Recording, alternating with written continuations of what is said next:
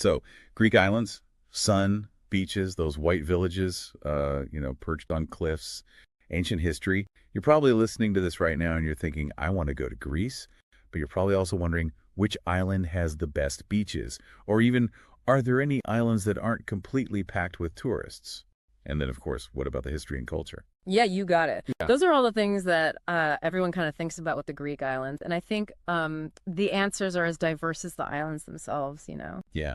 Okay, so let's start with how many islands are we even talking about here? Okay, well, there are over 6,000 islands and islets, but only about 227 are inhabited, Wow. which is still a lot. But that's kind of the beauty of the Greek islands. There's so much variety of these long sandy beaches if you want to just lay out, or hidden coves. You've got volcanic landscapes like Santorini, or lush green islands like Corfu. 6,000 islands. That's crazy. Okay, so with so many to choose from, where do we even begin? A great starting point is to think about like what you want to get out of it. Are you looking for like nightlife? Do you want to just relax on the beach? Are you into ancient history and ruins? Each island group has its own personality, its own like flavor. Okay, I like that flavor. So let's give everyone a taste. What are the main island groups? Okay, so we'll start with the Cyclades. These are those picture-perfect islands you see everywhere, with white and blue houses, those amazing sunsets over the Aegean, those cute villages on the cliffs. Like the classic postcard image of Greece. Exactly. You have Mykonos, which is all about nightlife, and then Santorini, which is really popular with honeymooners and all about the sunsets and the caldera. And then there's Naxos, which has these beautiful long beaches, and Paros, which is great for windsurfing, and Eos, which is known for its party scene. So much variety just within one group of islands. It sounds like you could spend weeks just exploring the Cyclades. What about Crete? I know that's the largest of the Greek islands, right? Yeah, Crete is huge. It's like a country all by itself. It's got everything. Ancient Minoan palaces, beautiful beaches, mountains. It's perfect for hiking, for foodies, for history buffs. It sounds amazing. Crete is definitely going on my list. Yeah. So what about the Dodecanese Islands, the ones closer to Turkey? Oh, the Dodecanese, they're soaked in sun and history. If you're a history lover, Rhodes is a must-see. It's the biggest of the Dodecanese. It has this amazing medieval old town, which is a UNESCO World Heritage Site. Wow, knights and crusades. That's incredible. What about the smaller islands in the Dodecanese? Are there any hidden gems there? For sure. Cyclades is gorgeous. It's got this harbor that's lined with colorful mansions. They're like straight out of a postcard. And Patmos is really special too. It's where the Book of Revelation was written, so it's a very spiritual place. A biblical island. That's so cool. Okay, now we have to talk about the Ionian Islands. They have a totally different vibe, right? Much greener than the Cyclades. Totally. The Ionian Islands are known for their lush vegetation, rolling hills, and those crystal clear turquoise waters. The climate is more temperate there. It's a little milder than the Cyclades, so it's perfect if you want a more relaxed vacation. Corfu is really popular. It's got Venetian influences and cute little towns. And Kefalonia is a must-see. It's home to Myrtos Beach, which is often called one of the most beautiful beaches in the world. Myrtos Beach. Wow, adding that to my list.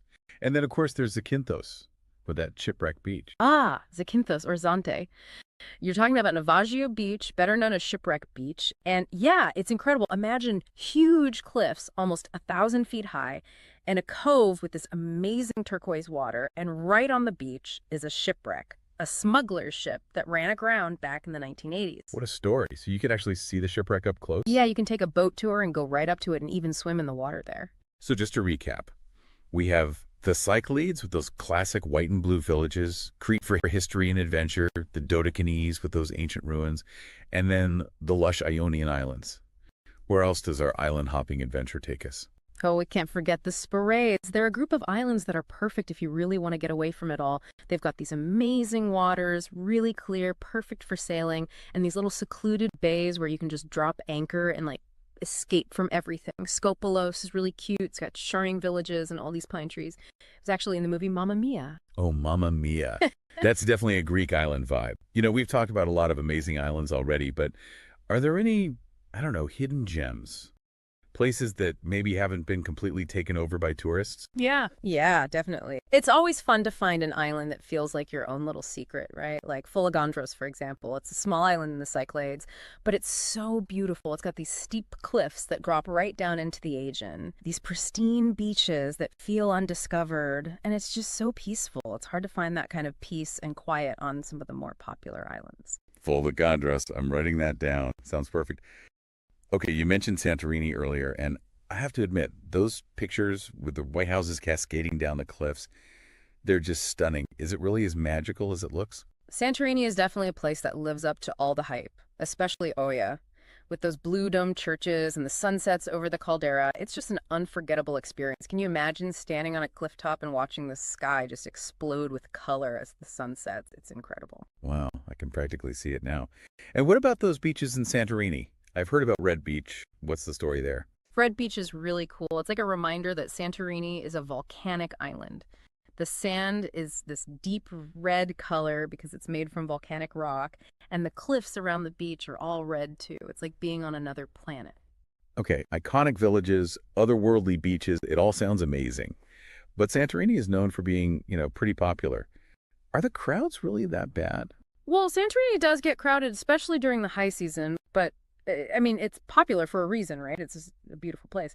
But if you don't like crowds, you can always go during the shoulder season, like spring or fall, or you can explore some of the less popular villages on the island. That's good advice. So speaking of volcanic islands, I've heard Milos is becoming really popular.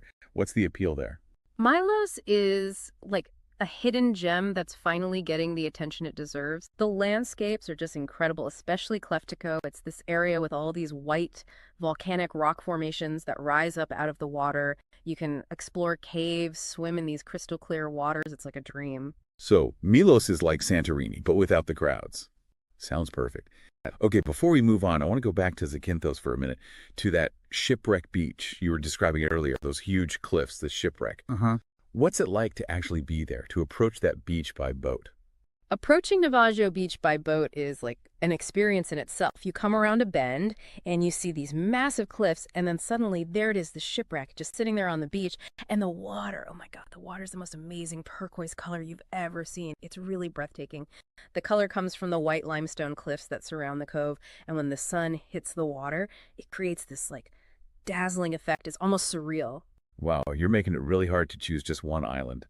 So if someone is listening to this and they're feeling overwhelmed by all the choices, what advice would you give them? How do they even begin to narrow it down? I know, right? It's easy to get caught up in all the excitement. My advice would be to just take a step back and think about what you really want. What kind of experience are you looking for? Do you want nightlife and excitement, or peace and quiet? Do you want to spend your time on the beach or exploring historical sites? Once you figure out what your priorities are, it's much easier to choose the right island. That makes sense. It's all about finding the island that matches your travel style. We've talked about those really popular islands like Santorini and Mykonos, but also those hidden gems like Simi and Folegandros. Are there any other must-see islands you'd recommend before we move on? Oh, there are so many.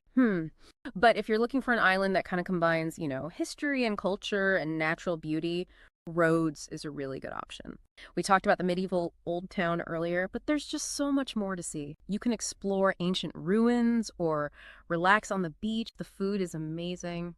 Yeah, Rhodes sounds like a great mix of, relaxing and exploring. I've noticed a theme here. It seems like it's all about finding an island that fits your, I don't know, your personality, your travel style. It's not just about seeing the famous sites. It's about, like, really experiencing the place. Absolutely.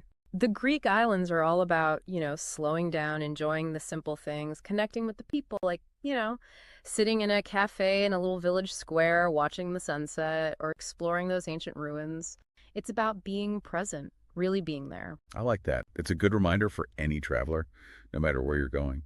So I have to ask, of all the islands you've been to, is there one that's your favorite? The one you keep going back to? That's a tough one. They all have something special, you know? But if I had to pick one, I'd say Zakynthos. There's just something about it, the coastline, the water, that shipwreck. It's a place that makes you feel, I don't know, a sense of wonder, a sense of adventure. Yeah, I can see why. We've only had time to scratch the surface today, but I feel like we've gotten a pretty good taste of what the Greek islands are all about. those iconic villages, hidden coves, ancient history, and that, that Greek charm. Oh, and the food. We didn't even get into the food. We could do a whole other deep dive just on Greek food. Yeah. The seafood, the olives, the feta cheese. Oh, yeah, definitely. Maybe we'll have to do that another time. But for now, I think we've given everyone a good overview of the Greek islands. So as we wrap things up, I'll leave you with this. With so many incredible islands to choose from, each with its own unique personality, where will you start your Greek adventure?